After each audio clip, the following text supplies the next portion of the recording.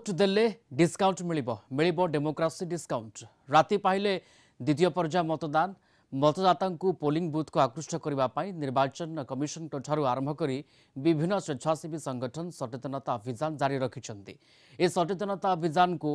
आउ पादे आगे नहीं दिल्लीर किछि डाक्तरखाना एवं रेस्तोरां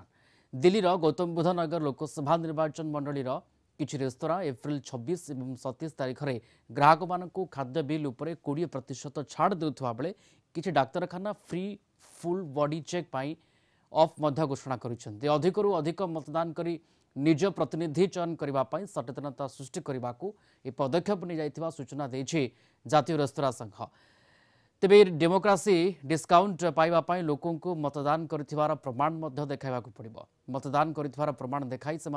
2 दिन पाई खाद्य बिल रे 20% छाड़ पाई परिबे। दिल्लीर गौतम बुद्ध नगर लोकसभा निर्वाचन मंडली रे जातीय हार ठारू कम मतदान हेउथिबारु मतदान हार वृद्धि करने रेस्तोरां संघ ए पदक्षेप नैथिबा जଣା पड़िछि। सेपरि कर्णाटकर 14टी लोकसभा आसन रे शुक्रवार मतदान थिबारु